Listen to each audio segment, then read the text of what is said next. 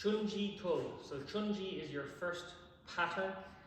When you have a yellow tag, you work on your first pattern. So you've worked on your 4 directional movements, the punches and the blocks, and then we move up to your first pattern. So Chon Ji has 19 movements. So from here, ready stance. We step off to the left into a low section block.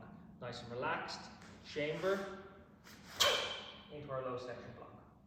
From here we move forward, springing into action into a nice strong punch. From here we do a pivot turn. When we pivot turn, we want to pivot on the ball of the foot of the back leg, not the heel. We pivot turn into our low section block. From here we spring into action into our punch. From here we then move to the left into a low section block. From here we spring into action into a punch.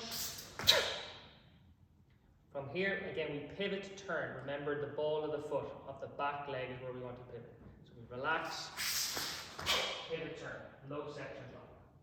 From here we move forwards into a walking stance punch, springing into action. The next move from here is we move into an L stance, moving to the left. So we relax, and we chamber, and we move, dropping into our L stance. So in L stance, we have 70% of the weight on the back leg, 30% on the front leg. From here, we step forwards and into walking stance punch, walking stance punch. From here, we pivot turn. Again, we pivot on the ball of the foot. Pivot. From here, we move forwards into a walking stance punch. From here, we're going to be moving to the left into an L stance. Again, inner forearm middle block.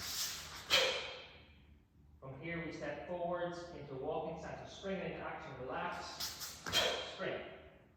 From here, we pivot turn, so pivot on the ball of the foot into L stance. Now we step forwards into a walking stance punch. Another walking stance punch. And then we do these going backwards, walking stance punch. And one more. And we finish by saying Chon Ji, which is the name of the pattern.